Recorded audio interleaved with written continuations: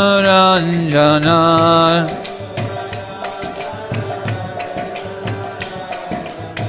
Yamuna Tira Vanachari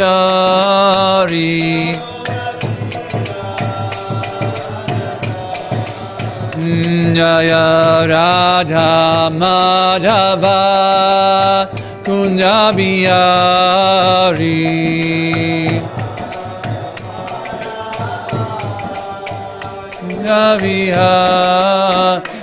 Hare Krishna Krishna Krishna Hare Hare Hare Rama Rama Rama Hare Hare Hare Krishna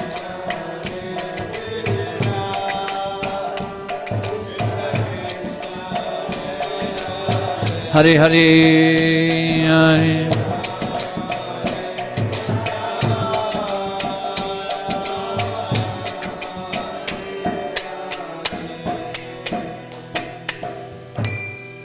Shri Radha Madhava ki jai, Srila Prabhupada ki jai. Om Namo Bhagavate Vasudevaya.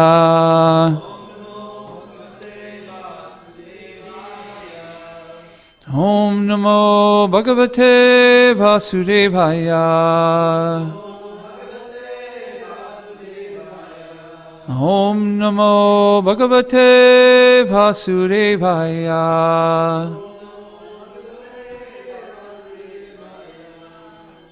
Okay, if we can read the Sanskrit and the English of the invocations together, please. Narayanam namaskritya naram chaiva narottamam devyam sarasvatim vasyam tato jayam yudirayat. Before reciting the Srimad Bhagavatam, which is the very means of conquest, one should offer respectful obeisances unto the personality of Godhead Narayan, unto Narayan Rishi, the supermost human being, unto Mother Saraswati, the goddess of learning, and to Srila Vyasadeva Vyasar. Nasta prayashavabreshu nityam bhagavata sevaya bhagavati utamasoke bhaktir bhavati naishtaki. By regular attendance in classes on the Bhagavatam and by rendering of service to the pure devotee, all that is troublesome in his heart is almost completely destroyed, and the loving service unto the personality of Godhead, who is praised with transcendental songs, is established as an irrevocable fact. Om Gantimarandasya Gananjana Shalakaya Chakshuran Mityam Yena Tasmai Shri Guruve Namah. I was born in the darkness of ignorance, and my spiritual master opened my eyes with the torchlight of knowledge. I offer my respectful obeisances unto him. Okay, Hare Krishna. Like we mentioned, we got Canto 3 here. Chapter 19. Text 31 through 38. So the rest of the chapter. Before we start with 31, we're going to, Maitreya, let's just have a little bit of context. We've been talking about, I'm just going to go a little bit farther in the context in the sense of that Maitreya Rishi speaking to Vidura, right? And how did Vidura come to speak to Maitreya Rishi? Who was he talking to before Maitreya Rishi? Uddhava, right? He met Uddhava, and he was asking so many beautiful questions to Uddhava, and Uddhava says, you know what? Hey, I think it's a good idea. There's a devotee close by, and I think it's a good idea that you go speak to him. And Srila Prabhupada explains in the purport that what Uddhava was seeing is that Maitreya Rishi was close by, and Maitreya Rishi was a senior to him. So in respects to Maitreya Rishi, he said, I think you should go see him and talk to him. Although Uddhava was completely qualified to speak the rest of the stories of Krishna. So then Vidura meets Maitreya Rishi, and we start to talk about the stories that we've mentioned. So I won't go into the stories that we've mentioned because we've been talking about a lot, but I just wanted to give a little context because we're going to get more into Maitreya Rishi speaking here. Okay, text 31. please. Then the rosary, as you've given us so many different reasons, Father. Can you talk a little bit about the role of the Mother of God, the Queen of Peace, in leading us to Sri Maitreya continued, after thus killing the most formidable demon, Hiranyaksha, the Supreme Lord Hari, the origin of the boar species, returned to his own abode, where there is always an uninterrupted festival. The Lord was praised by all the demigods headed by Brahma. So he says an uninterrupted festival.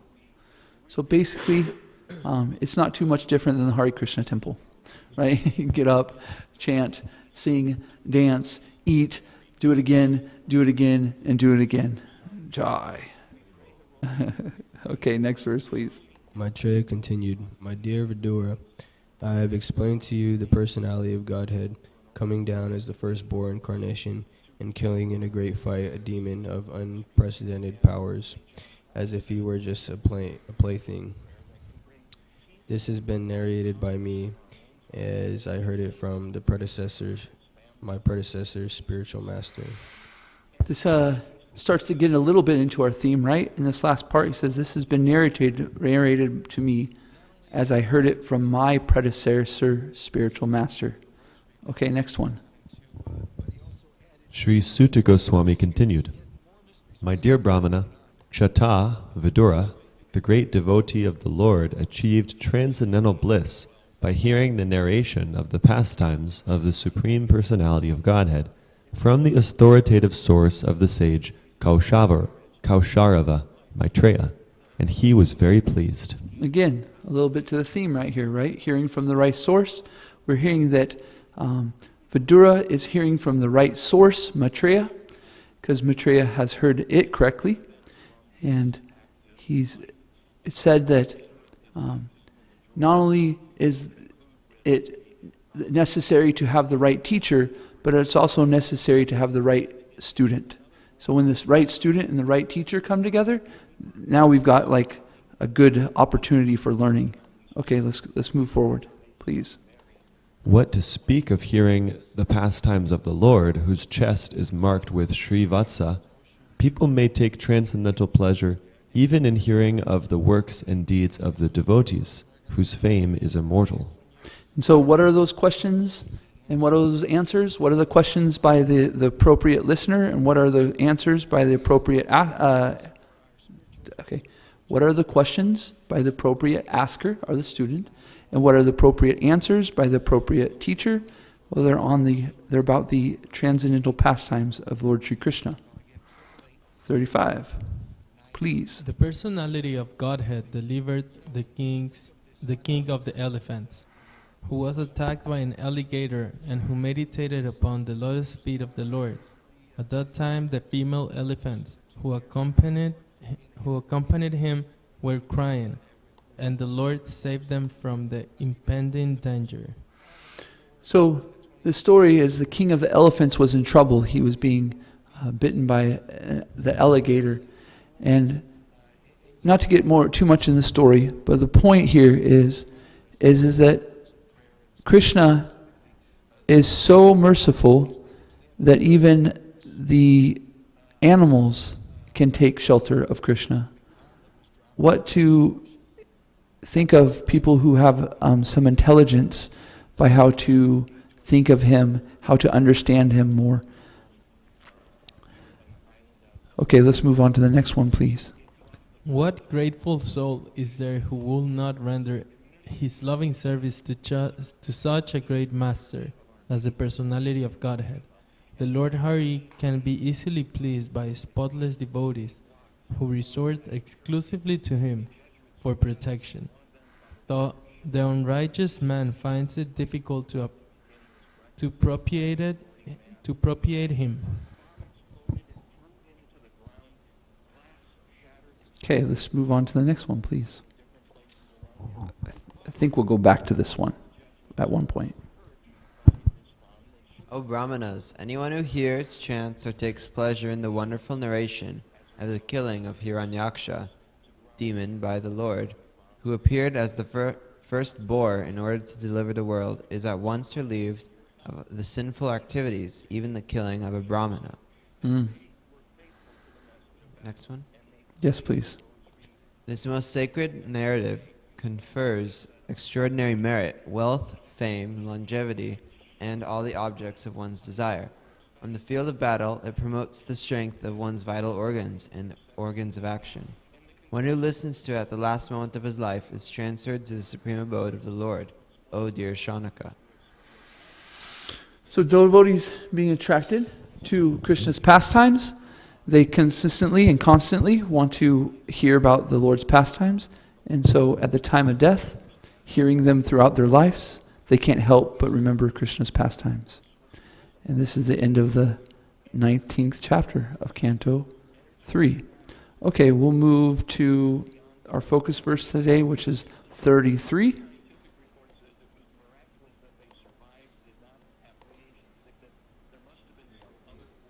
Yes, please.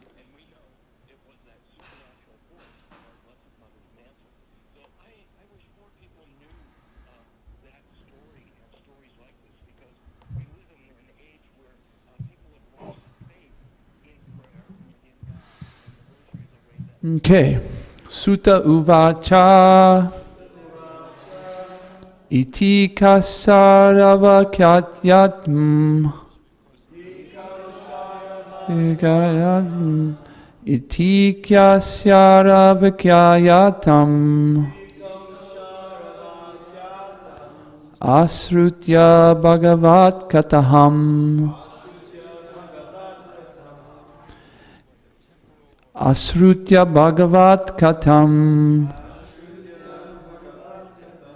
Kasyatandam Param Labe Kasyatyandam Param Labe Lebe Mahabhagavato Dividya, right? Mahabhagavat Dividya Mahabhagavato Divija. I'm starting to, I'm reading Sanskrit enough that I'm starting to recognize, words in the thing. So I kind of get excited a little bit, to be honest with you. When I see it, I'm like, oh, Katam, that must be Krishna Kata. And I was like, yeah. And then Divija. Anyways, okay, can somebody please repeat? Sutta Uvacha Iti kasya vakyayatam Asrutya bhagavat katam Satyanandam param labe Mahabhagavato dvija Sutta uvacha Tishasaravakyatam Asrutya Bhagavat Katam Satyanambam Param Labe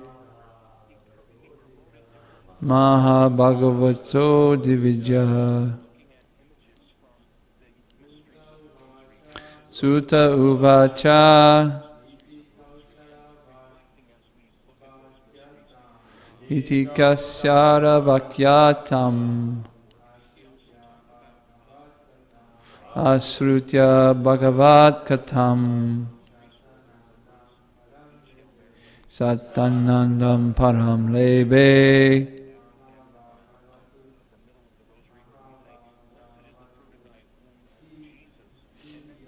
Divya Bhagavato Divya. Anybody else?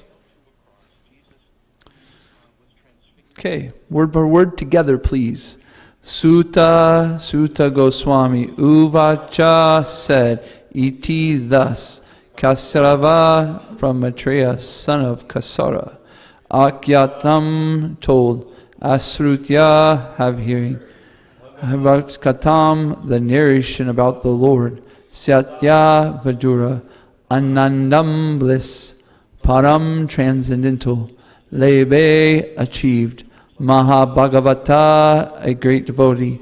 Divijya O Brahmana Sankhya Sonika. Would somebody please read the translation? Sri Sutta Goswami continued, My dear Brahmana, Kshata Vidura, the great devotee of the Lord, achieved transcendental bliss by hearing the narration of the pastimes of the Supreme Personality of Godhead from the authoritative source of the sage, Kausharava, Maitreya, and he was very pleased. Purport, please. If anyone wants to derive transcendental pleasure by hearing the pastimes of the Lord, he must hear from the authoritative source, as explained here. Maitreya heard the narration from his bona fide spiritual master, and Vidura also heard from Maitreya. One becomes an authority simply by presenting whatever he has heard from his spiritual master, and one who does not accept a bona fide spiritual master cannot be an authority. This is clearly explained here. If one wants to have transcendental pleasure, he must find a person with authority. It is also stated in the Bhagavatam that simply by hearing from an authoritative source, with the ear and the heart, one can relish the pastimes of the Lord. Otherwise, it is not possible. Sanatana Goswami, therefore, has especially warned that one should not hear anything from the personality of the Lord. Sanatana Goswami, therefore, has especially warned that one should not hear anything about the personality of the Lord from the lips of a non-devotee. Non-devotees are considered to be like serpents. As milk is poisoned by a serpent's touch, so, although the narration of the pastimes of the Lord is as pure as milk, when administered by serpent-like non-devotees, it becomes poisonous. Not only does it have no effect in transcendental pleasure, but it is dangerous also. Lord Chaitanya Mahaprabhu has warned that no description of the pastimes of the Lord should be heard from the Mayavad, or impersonalist, school. He has clearly said, Mayavadi bhashyashuni lehaya sarvanasha. If anyone hears the Mayavadi's interpretation of the pastimes of the Lord, or their interpretation of Bhagavad Gita, Srimad Bhagavatam, or any other Vedic literature, then he is doomed. Once one is associated with impersonalists, he can never understand the personal feature of the Lord and his transcendental pastimes. Sutta Goswami was speaking to the sages headed by Shaunaka, and therefore he addressed them in this verse as Dvija, twice born. The sages assembled in Naimisharanya, hearing Srimad Bhagavatam from Sutta Goswami, were all Brahmanas, but to acquire the qualifications of a Brahmana is not everything. Merely to be twice born is not perfection. Perfection is attained when one hears the pastimes and activities of the Lord from a bona fide source. Srila Prabhupada ki jai. So in this purport, Srila Prabhupada says first, or not first, but in the beginning of it, it says, Maitreya heard the narration from his bona fide spiritual master, and Vidura also heard from Maitreya. So this is a system right here, right? That one person hears from a bona fide source, they learn, they share it with other people who's hearing it from a bona fide source. So what is this system called? Parampara, Guru Parampara. So Sri Krishna, he's mentioning this in the Bhagavad Gita. He establishes this system, right? The Guru Parampara. He says that when religion is broke, I come and reestablish it. But then he mentions but then I reestablish it in a certain way so that it's passed down from teacher to disciple, teacher, disciple, teacher, disciple. And the teacher is hearing from the disciple is hearing from the teacher in a way that's appropriate, right? We mentioned earlier that there's two parts of learning, right? A good student and a good teacher. So this Krishna mentions in the Bhagavad Gita that what is the appropriate attitude of the student? What is that? Submissively hearing. What else did I hear? Service, a service attitude, right? So if we're inquiring from the spiritual master in a puffed up way, challenging them in what they know and what they don't, this isn't so good. This is actually really bad for us, and won't derive any real true knowledge. And also, we should have the sense that we're doing a service by asking questions nicely. And it's a really nice gift that's coming between the teacher and the student, right? The student is inquiring submissively, and the teacher is being able to provide service by being able to teach. And so this nice gift is being given between the teacher and the student. Srila Prabhupada then goes on to say, one who does not accept the bona fide spiritual master cannot be an authority. So my question is who did Maitreya hear from? Who's Maitreya's spiritual master? Yeah, Lord Krishna himself, right? This is very interesting, right? Because Lord Krishna can also be the spiritual master. In the Bhagavad Gita, who asks for Krishna to be his spiritual master? Bhishma, huh? And Arjuna, right? Not Bhishma. Arjuna, this is the whole thing. Arjuna is in a predicament, right? He doesn't know what to do. He doesn't know what's right. And he says to Krishna, I'm surrendering to you. Please tell me what to do.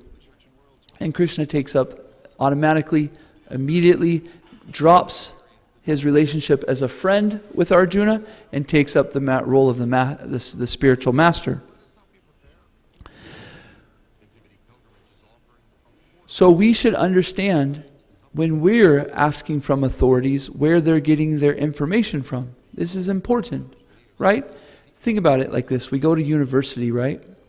And we have a little bit of faith that the university itself has done a background check on this person, right? They have their degree, they have their learned from appropriate teachers, and therefore they're authorized or qualified. There we go, qualified to speak and teach at the university. So in spiritual matters, we shouldn't take those so cheaply. We should also know that if the person speaking, what is their authority? Where are they getting their information? Are they speaking something that they think or that they might, have speculated on? If they're thinking like this, then this isn't good, because any conditioned soul has 4 shortcomings, you could say. What are these 4 shortcomings? Conditioned soul is what?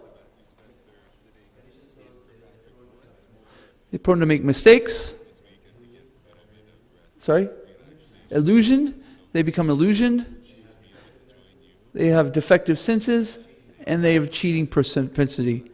I mentioned before, that if you have brothers or sisters and you play Monopoly with them, somebody's cheating, right? Somebody's sticking some money under the board, Definitely, right. So these are the 4 shortcomings of the conditioned soul. And so if we're hearing from somebody who has not properly purified themselves by going through the system that Krishna has put, then they are going to automatically have these 4 mistakes. So how do we get beyond these 4 mistakes? Well, we listen to somebody who's learned it properly from the right source. And that source comes from Krishna. So Krishna speaks it to Brahma, and then we go down to the disciplic succession from Guru to Disciple, Guru to Disciple, Guru to Disciple, and we get to Srila Prabhupada, right? Who Srila Prabhupada heard it from him, spiritual master, Bhakti Siddhanta. And so this is going on like this. And Krishna is showing this in this Bhagavatam. We're seeing the actual experience here, the actual way it's being taught. Okay, so Srila Prabhupada then says in the purport, Sanatana Goswami, therefore especially warned that one should not hear anything about the personality of the Lord from the lips of a non-devotee. So then we should ask, right, who is a devotee? If we understand that we're not supposed to hear from people who are devotees, then we should know who the devotee is. Therefore we know who to hear from and who not to hear from. So what are the qualities of the devotee that we should hear from?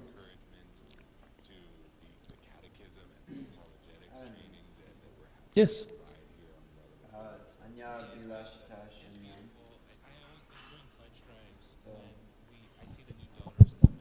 So, I believe Rupa Goswami says Anya Bilashita Shunyam Jnana Karma Dinavritam, and he's describing what is a pure devotee. So obviously that's the ideal person we should hear from is someone who's free from all jnana or karma, and someone who has no ulterior motive in their devotional service. And yeah, they're also favorable to Krishna, favorable to Krishna's desire. Very nice. The devotees giving pure devotional service, this without a tinge of desire for their own sense gratification and their own pleasure. They're simply doing it for Krishna's pleasure. Any other qualities of devotees somebody can think of for the appropriate, to hear from appropriately?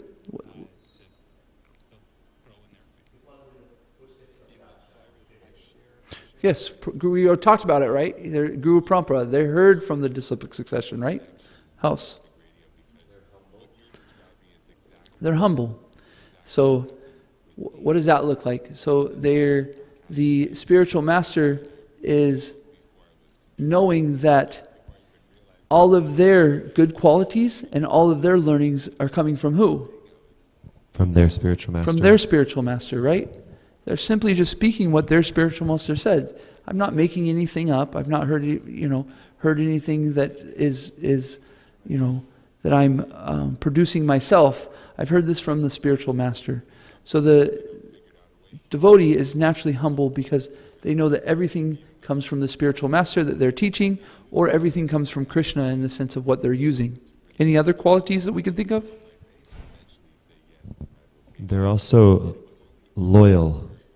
Loyal. Faithful. Which means that you can skew the teachings and add your own ideas and contaminate the instructions.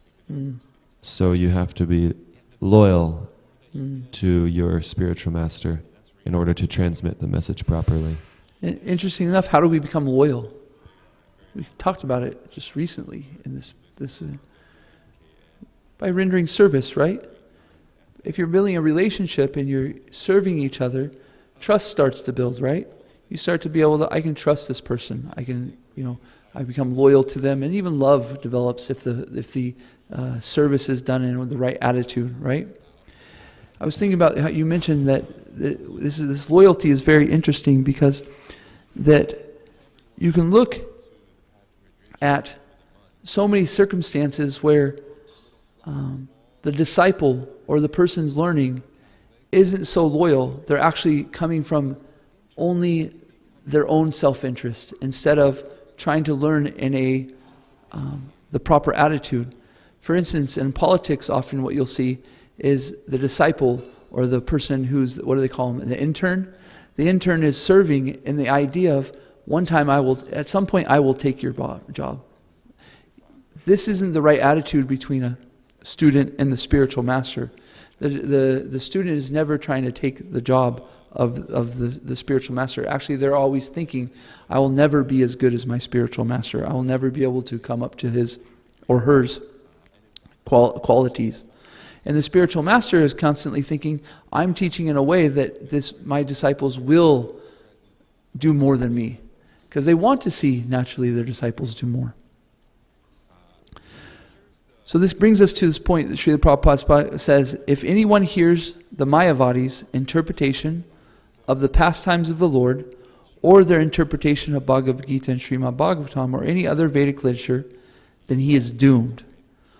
Once one is associated with the impersonalist, he can never understand the personal feature of the Lord and his transcendental pastimes. This word Mayavadi, we talk about it a lot. What is a Mayavadi?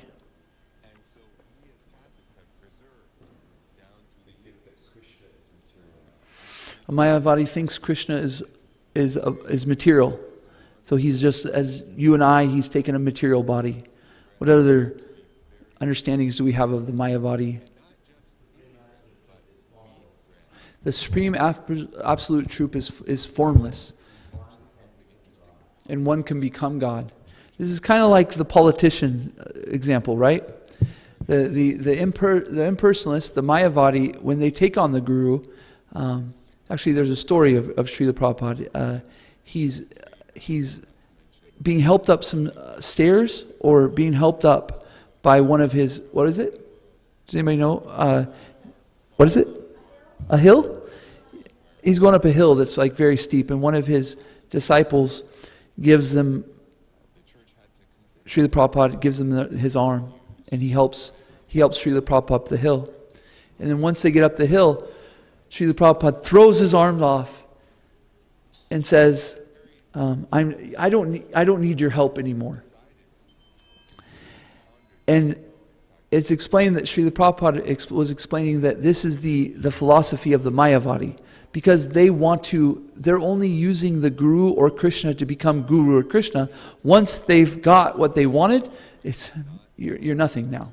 I'm just as good as you. You should, I'm good as Krishna. I'm as good as Guru. You're no longer needed. So in the sense we were talking about the politicians who's always thinking about taking the person's job, the Mayavadis are also thinking, I will become Guru. I will become Krishna. Any other qualities or thoughts about the Mayavadis? Yes.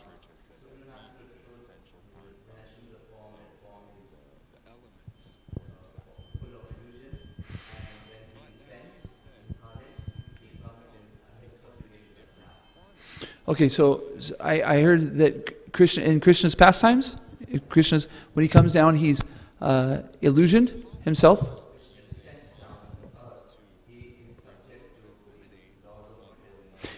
Krishna is subject to the laws of material nature, and that he comes down and he takes a material body just like ourselves. Yeah, I've heard it.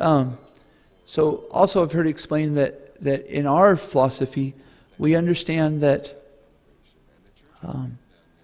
this material world, is it real? Yes, it's real, but it isn't the supreme reality, right? We understand that this is not the end all of an all. That the supreme reality is the spiritual world, and so us as devotees, we still have appreciation for this area, and we know how to use it properly.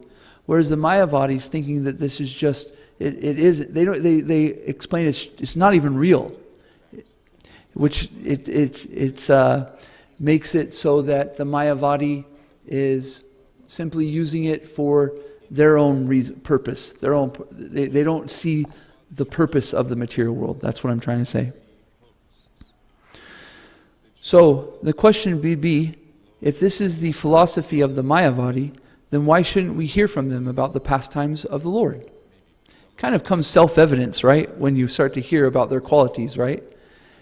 Because the devotees understanding the reason we're hearing from Krishna is because he's the supreme authority. But if we understand, if we're thinking that Krishna has taken a material body and that we can become Krishna, then where's the authority of Krishna? Why are we hearing from his Bhagavad Gita? Why are we hearing from his Srimad Bhagavatam? It makes no sense. It doesn't compute. So why else shouldn't we hear from the Mayavadis?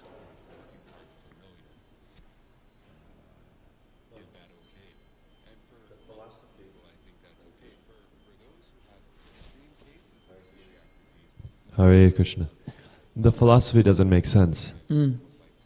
Like, if God is the supreme, then how can he come under the control of illusion?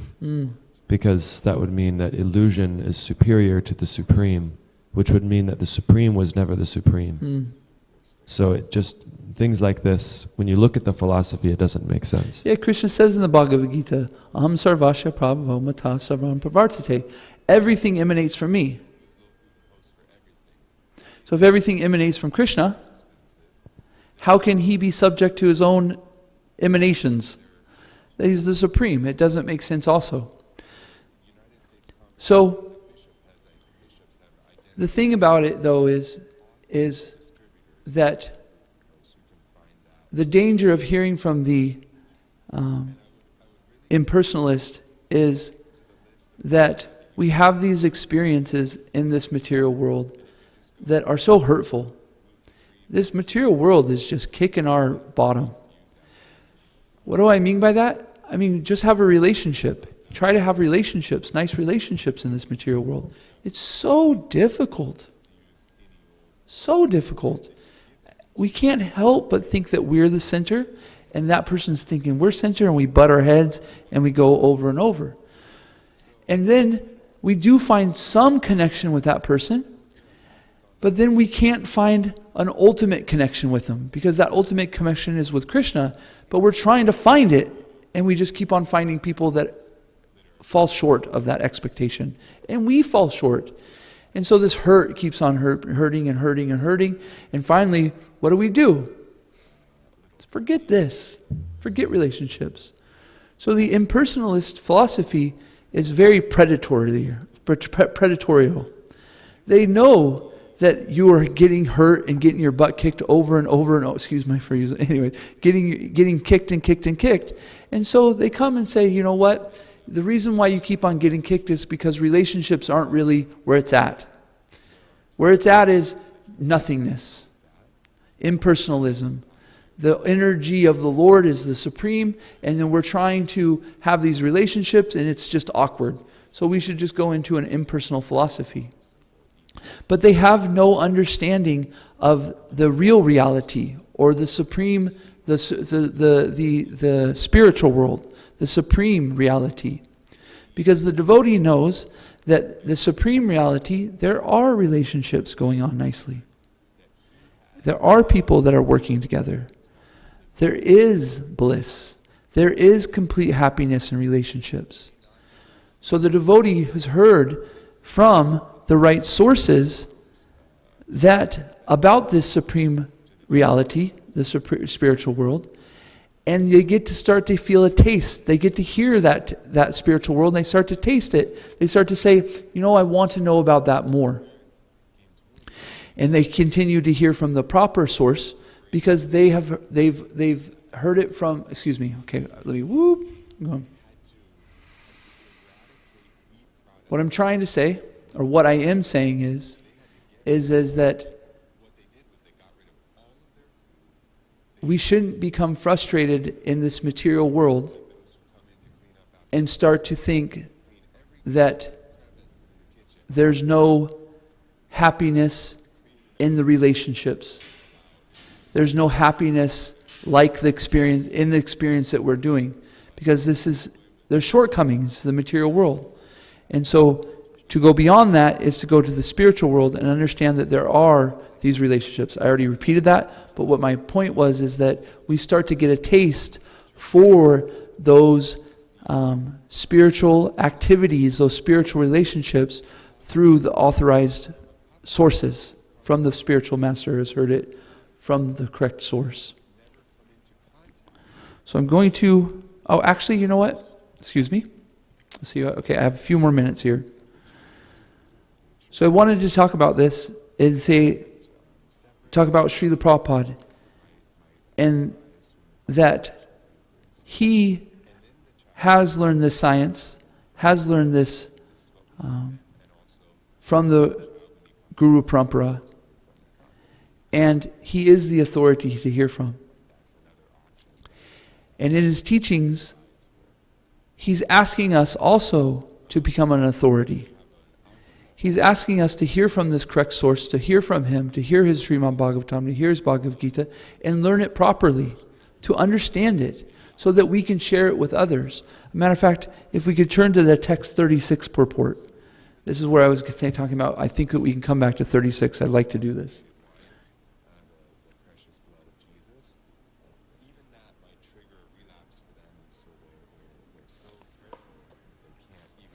Every living entity, especially persons in the human race, must feel grateful for the benediction offered by the grace of the Supreme Lord. Therefore, anyone with a simple heart of gratefulness must be Krishna conscious and offer devotional service to the Lord. Those who are actually, Jessica, can you help me out here? Those who are actually thieves and rogues do not recognize or acknowledge the benedictions offered to them by the Supreme Lord. And they cannot render him devotional service. Ungrateful persons are those who do not understand how much benefit they are deriving by the arrangement of the Lord. They enjoy the sunshine and moonshine, and they get water free of charge, yet they do not feel grateful. But simply by going on enjoying these gifts of the Lord, therefore they must be called thieves and rogues. So why am I explaining this? I'm explaining that we're getting this from Krishna, but from the from the spiritual master, we are getting information of Krishna. And so our ultimate gratefulness to the spiritual master is hearing it properly, having the mood that we explained in the student, being, what do we say? I'll highlight a couple of them. Inquiring submissively and rendering devotional service from him. We get this information, we start to get a taste for devotional service, and we should share it with others. We shouldn't be thieves, we shouldn't be rogues, we shouldn't just be holding this, we should be sharing it with others. And this is what Srila Prabhupada has asked of us. I'd like to mention one last thing, and then we'll get to questions, so when I hear about this, I start to think about, am I doing this correctly? Do I have the right attitude? Am I following this process in a way that I'm starting to feel connection to the Supreme Person? Am I starting to feel connection to Krishna? And I've had this recent experience that I'd like to share. I threw out my back about a week ago, and it was really, really painful. I could hardly get out of bed. And then a couple days ago I wrecked, so I got a scooter. So anyways, not to go too much into it, I moved about a mile away from the temple, and I ride a little scooter instead of buying a car and gas and insurance and stuff like that. And I ended up wrecking the scooter while I had a back injury. I hit my head and I bruised my rib. And very, very painful. If you've had a broken or bruised rib, it's one of the worst pains, because sometimes you can't. Luckily, it's a higher one, but if you get it lower, you can't breathe and stuff without. And so if I take deep breaths, anyways. So I had this experience where I woke up one morning, and I was in much pain.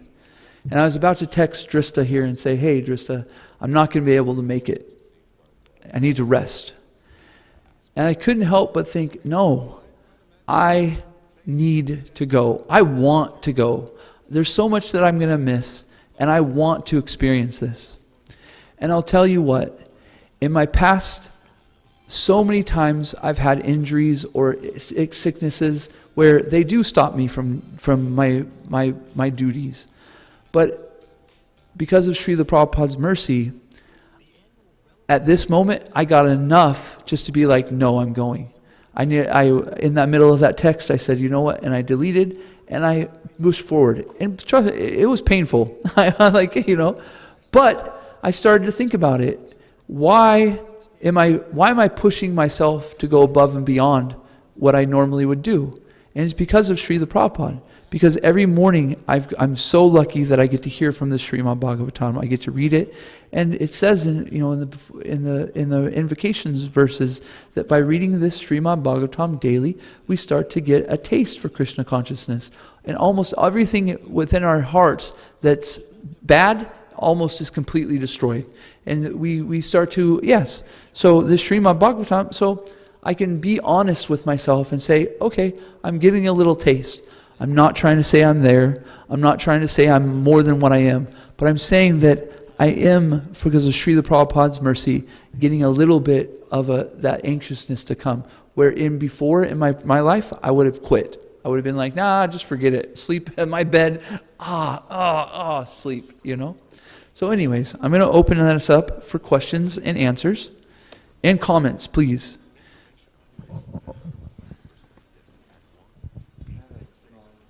Comment.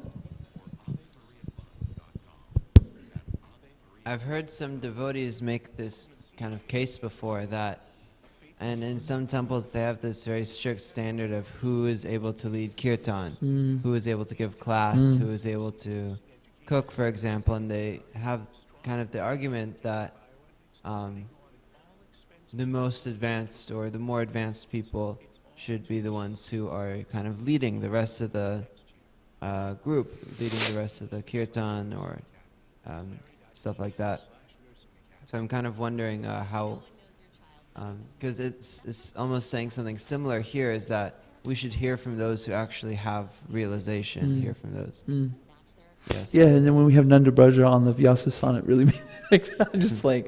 I mean, I'm not playing, but I'm just. And I guess I'm kind of wondering how to kind of balance that with also training people. Yeah. Or is that even the right perspective to have? Well, it's interesting because the student and the teacher have a relationship. And that relationship is the teacher wants the person to learn, and the student wants to learn with the blessings of the teacher. So if one of these are missing, it makes it very difficult. If the teacher is not willing to, or the person who has more, whatever you want to call it, learned authority or whatever, isn't willing to give the blessings to the student, then this isn't such a good attitude. And if the student isn't willing to seek the blessings from the teacher, then this isn't such a good attitude either. So both of them should be seeking this understanding of appreciation for each other in the ways that, in each position. I had another point. Because the teacher wants the student to succeed. That's more joyful for the teacher than anything, is that the person has take what they've learned and now they're applying it. This is why we teach. Second of all, some people say, okay, well, in the sense of a kirtan, okay, fine, there's blessings by each side nicely, but we want to hear from the most learned person, right? Well, for instance, in kirtan, it's not just the leader. This is a misunderstanding that the leader is the one who's making everything go. It's actually the attitude of all of the devotees and the senior-most devotees. Because the senior-most devotee can also be, during kirtan, chanting in a way that uplifts the kirtan. Yes, now people have to be open for the help and the help and stuff. But similarly, that a Bhagavatam class can be uplifted by the audience of the senior devotee, right? By asking nice questions or making good points, or just having the right attitude. So here's my 2 points: the blessings, or the understanding of the position, and the seeking of blessings from the student, and the giving the blessings of the teacher. And also, we shouldn't be too short-sighted and understand that everybody has a responsibility in Bhagavatam class. Everybody has a responsibility in the kirtan. Everybody has a responsibility in the cooking. We don't just sit back and say, here you go, and then watch them twirl down into oblivion. Yes, what do you think? What do you think, Brihat?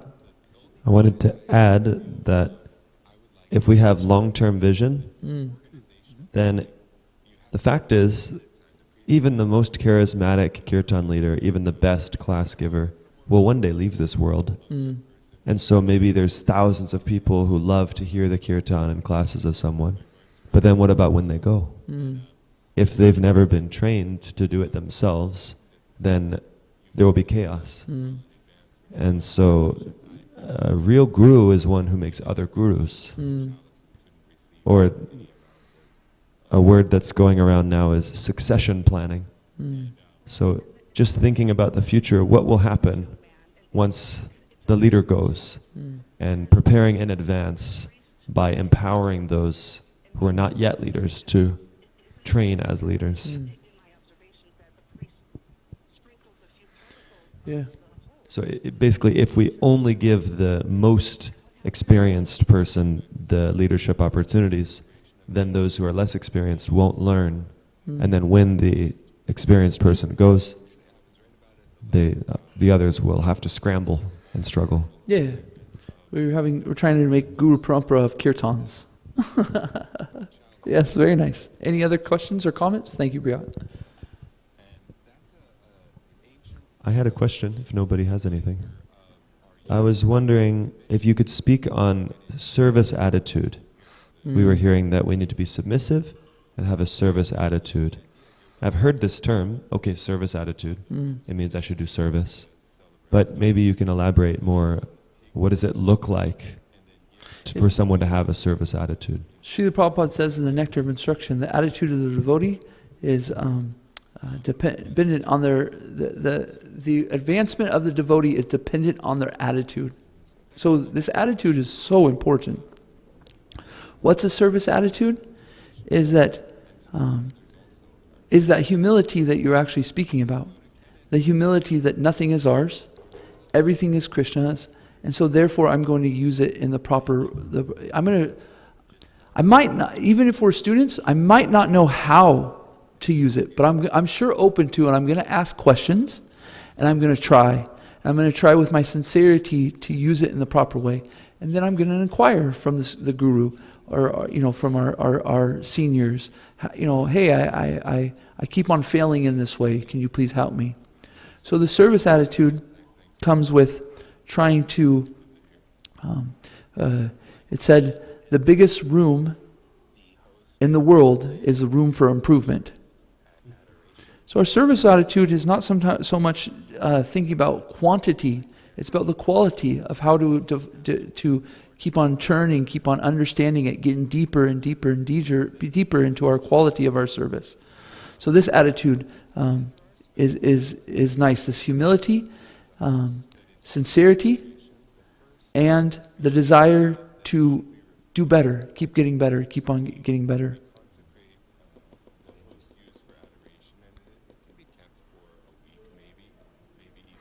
I'm thinking about the Nectar of Instruction, and also in the 6, Rupa Goswami gives us 6 things favorable for our Krishna consciousness, right?